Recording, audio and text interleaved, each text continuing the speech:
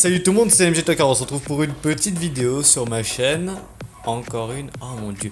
Bref, donc il n'y a plus vraiment beaucoup de gens qui suivent ma chaîne, ça c'est un petit peu dommage, hein. Bon, voilà quoi, c'est comme ça, c'est la vie. Pour ceux qui sont pas abonnés, bah, abonnez-vous bien entendu, hein. C'est toujours plus simple de recevoir les notifs. Mais bon, donc, je voulais vous prévenir que je ferai une vidéo sur Trainer Battle spéciale. Longue et dure à faire, enfin ça fait déjà un petit moment que je la commence, donc voilà. J'espère qu'elle vous plaira, soyez nombreux, partagez-la, bref, voilà quoi. Donc aujourd'hui on va parler de Tokotoro, tout simplement parce que c'est un Pokémon que j'aime bien, que j'ai, et c'est déjà suffisant pour pouvoir en parler. Donc c'est un Pokémon qui de base a des stats quand même très centralisés, donc il n'y a pas énormément de différence, des stats très carrés, enfin vous voyez les stats sont à peu près tous similaires, hein, ouais voilà, la plus basse c'est l'attaque spéciale mais on s'en fout, donc voilà, très centralisé. Donc qu'est-ce que c'est un Pokémon de type plante fée, donc c'est un Pokémon qui est très très bon de base, attention le téléphone qui lag, je vais bientôt changer, ça va faire plaisir ça. Donc plante, bien entendu, ils ont une faiblesse au feu, à la glace, au poison et au vol, ça fait beaucoup de faiblesses quand même le type plante, hein. Et le petit type fée qui a une faiblesse à l'acier et au poison, ça fait quand même une double faiblesse au poison, hein, si je ne m'abuse. Ouais voilà, double faiblesse au poison. Et c'est tout. Ensuite c'est très solide contre le type combat, le type dragon, le type ténèbres.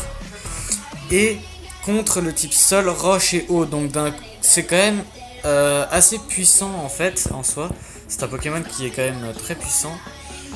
Qui a une grosse faiblesse qui est le poison. Mais à part cette grosse faiblesse, le reste ça va. Qu'est-ce qu'il a, talent secret, je lui ai rien mis, hein, bien entendu. Alors qu'est-ce qu'il a en fait de spécial?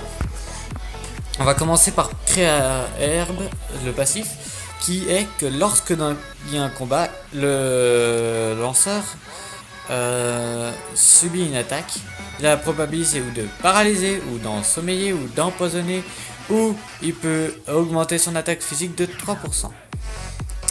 Et il peut aussi éviter que... Et puis voilà. Donc c'est déjà pas mal franchement. Quand on se bat contre quelqu'un et qu'il se chope un petit poison, pour le terminer ça peut toujours être plaisant, hein. 6% de dégâts à chaque tour, pendant 5 tours, ça fait quand même 30% de dégâts. Donc c'est pas si mal que ça. Paralysé ou sommeil. La paralysie ne se déroule pas normalement tout de suite, enfin elle peut, mais normalement elle dure le tour suivant sur 2-3 tours, enfin ça dépend, c'est assez aléatoire, mais le sommeil c'est vraiment bon.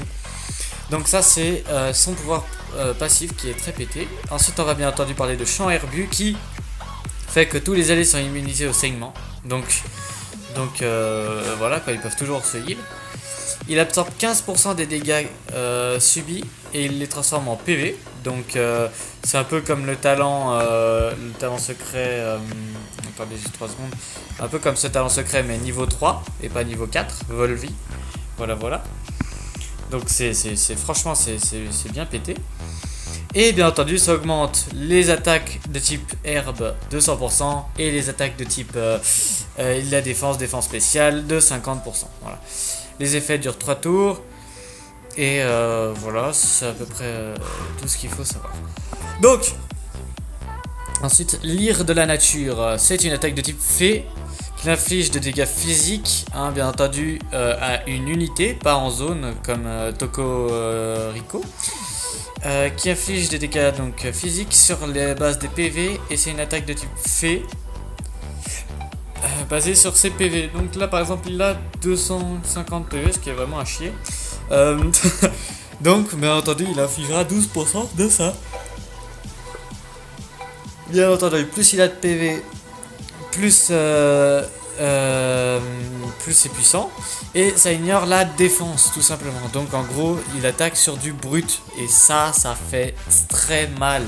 Il fait très mal avec cette attaque. Ensuite il y a surpuissance, une attaque à 80 de puissance. Des dégâts de type combat, ça fait toujours plaisir parce que le combat c'est bien. Et une attaque de type herbe en corne-bois qui inflige des dégâts physiques de type plante qui fait saigner la cible. Donc ça c'est bien parce que ça lui empêche de récupérer des points de vie. et qui absorbe 50% des dégâts et qui les transforme en PV. Donc en gros ça veut dire que 50% des dégâts qu'il infligera, s'il inflige 100 000 de dégâts, il recevra 50 000 de PV. C'est une bonne attaque pour survivre, c'est une très bonne attaque pour survivre. C'est-à-dire que c'est un Pokémon qui de stats est quand même assez correct, hein. Il est bien partout, hein. Il a quand même 146 de base vitesse, c'est quand même une très bonne base vitesse. Une base PV il est assez correct, en défense il est moyen en défense, mais sinon il est franchement correct. Donc quelles sont ses capacités? Alors il y en a une qui est l'attaque de tous les ennemis diminue de 20%, mais ça on s'en fout, car l'attaque la plus importante c'est celle-là.